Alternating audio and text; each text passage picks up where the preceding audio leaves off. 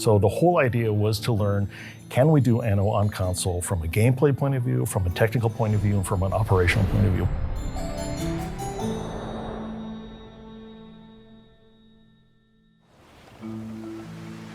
When we did our dev streams for the Anno DLCs or general Anno streams, we always saw comments from people that kind of wished that Anno 1800 was coming to consoles. And the cool part was that we were also exploring in that direction.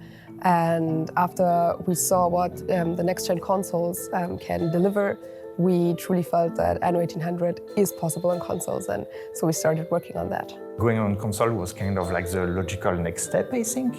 We could finally actually create an Anno experience that is not like slimmed down or like simplified. So it's a full Anno experience basically on console, and that's what the new console allows us to do basically. We had to radically reduce the memory consumption so it would actually run on the consoles. I think the main difference is simply how you control the game, because you need to have a controller.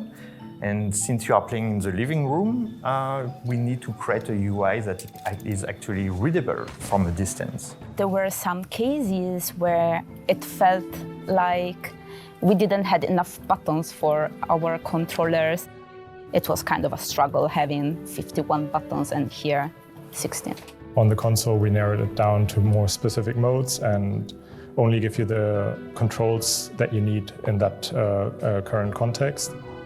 One of the important aspects in the game is the minimap that you always have in the corner. On PC, you can just move your mouse and click on the minimap. It's easy, right? But on the controller, you couldn't do that. So we had to create a new menu just to open full screen the minimap. And so you have suddenly all the information that are visible from the couch in the living room. And we can see all the ships, we can see everything, and we can interact and teleport. It was creating something new from something that was already existent. So we had already a guideline, we had a design, a structure, and you had to take this structure and just make magic, and make it functional and work for something completely different. That is the controller, and that part was very fun. We actually explored doing Anno 1800 on the last generation of consoles, but at that time it was determined that the horsepower just simply wasn't there. I think one of the things that's surprising about Anno that people don't understand is that the graphics and the scale of it is one thing, but underneath the hood is actually an incredibly complex economic simulation that requires a significant amount of computational power, and this is something I didn't understand when I first got here, and this is actually the holdup. So the memory limitations for the last generation of consoles and the computational power of the last generation simply wasn't enough to handle Anno. You have to know that Easter eggs are just implemented, and basically not everybody knows about it in the dev team. So if you explore your cities, you run into some funny stuff at some point. There is a creepy girl in one of the houses. like when you realize that she's looking at you through the window with her eyes, it's just like super creepy. Like that was really surprising to me, yeah. We actually sometimes check subreddits and see if some Easter eggs have been already found, and then we always write that or talk about it here in the office. So it's always quite a fun experience when we finally see somebody finding an Easter egg that hasn't been found before. What? A first-person mode? No.